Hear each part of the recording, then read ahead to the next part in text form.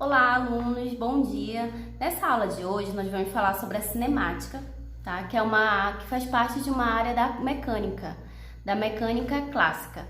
Então, para começar, a mecânica ela se divide em três áreas: a estática, a cinemática e a dinâmica. Mas nessa aula nós vamos começar a falar sobre a cinemática, certo? Então, para isso a gente vai precisar de alguns conceitos fundamentais da cinemática.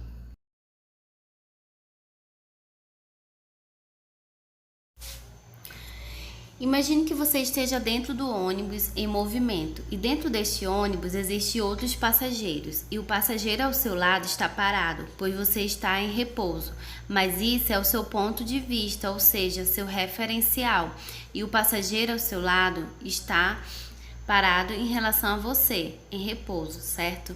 Então, vamos imaginar uma segunda situação.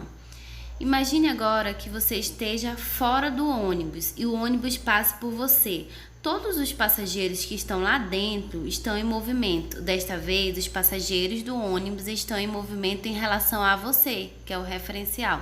Agora vamos para uma terceira situação ainda maior. Um prédio. E agora? Movimento ou em repouso? Olha, imagine o observador que esteja lá no sol. Olhando para o prédio, esse observador vai dizer que, assim como a Terra, esse prédio está em movimento. Então, o referencial é lá no Sol.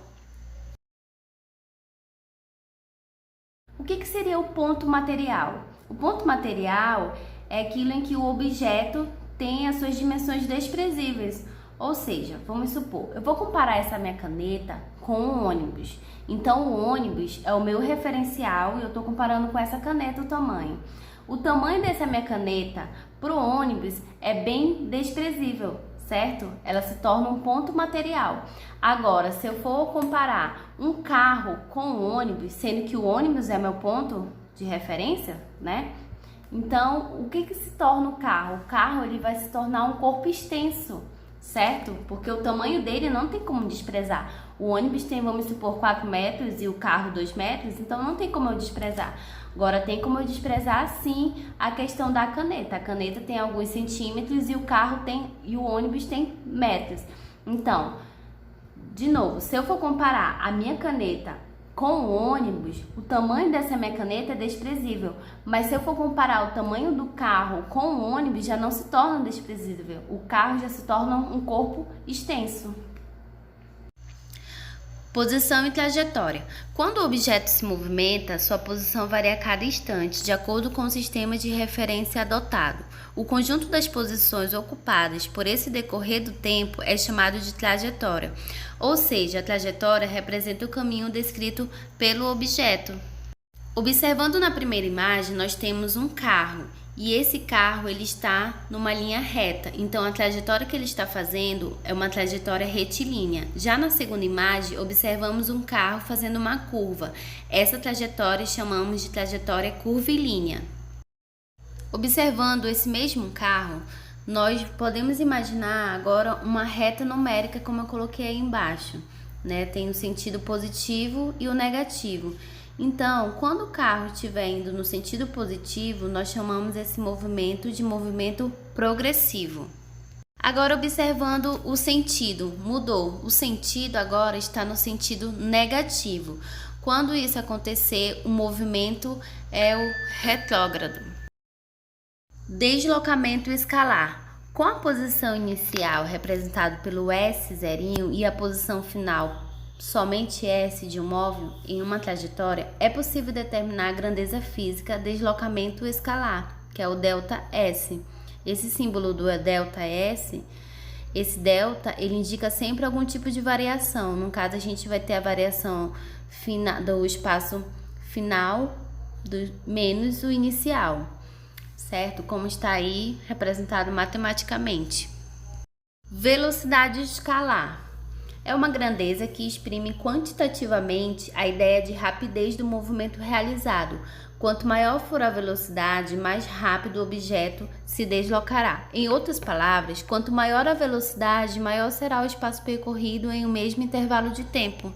Velocidade escalar média. Então, nós vamos ter a velocidade média, vai ser igual a ΔS sobre ΔT, onde o ΔS é a variação de espaço, que é o meu espaço final menos o espaço inicial, e ΔT é a variação de tempo, meu tempo final menos o tempo inicial. Velocidade escalar instantânea. Esse conceito de velocidade é bastante comum em nosso dia a dia. Por exemplo, em veículos como carros, ônibus e motos, a indicação do velocímetro apresenta o valor da velocidade em determinado instante, ou seja, ele traduz o valor absoluto da velocidade instantânea. Pode-se dizer que a velocidade escalar instantânea é uma aproximação da velocidade escalar média e é matematicamente obtido para intervalos de tempo extremamente pequenos ou muito próximos de zero.